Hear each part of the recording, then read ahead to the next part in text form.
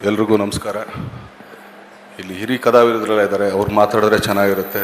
ನಾವು ಚಿಕ್ಕವರಾದರೆ ಎರಡೇ ಮಾತು ಮುಗಿಸ್ತೀನಿ. ನಾಗೇಂದ್ರ ಪ್ರಸಾದ್ ಒಂದು ಸಿನಿಮಾದಲ್ಲಿ ಒಂದು ಸಾಂಗ್ ಬರೆದಿದ್ರು. 11 ದಿನದಿಂದ ತುಂಬಾ ತಲೆಯಲ್ಲಿ ಓಡ್ತಾ ಇದೆ.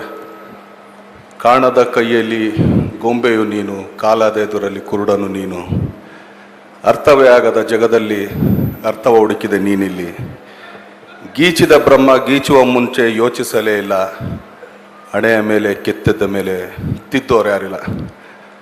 ಈ 4 ಲೈನ್ ತುಂಬಾ ಇವತ್ತಿಗೆ ಅರ್ಥ ಕೊಡ್ತದೆ. ಯಾಕಂದರೆ ಪುನೀತ್ ಸರ್ ಅವ್ರದ್ದು ನೋಡ್ತಾ ಇದ್ದಿದ್ದು ಆ್ಯಕ್ಚುಲಿ ಒಂದು ಕೆಲವು ವೀಡಿಯೋಗಳು ನೋಡಿದಾಗ ನಮಗೇನೆ ಬೇಜಾರಾಗುತ್ತೆ. ಯಾಕಂದರೆ ಗೇಟಿಂದ ಹಿಂಗೆ ಆಚೆ ಹೋದ್ರೆ ಮತ್ತೆ ಗೇಟ್ ಒಳಗೆ ಬರ್ತಾರಲ್ವ ಅಂತ ಗೊತ್ತಾಗಲಿಲ್ಲ.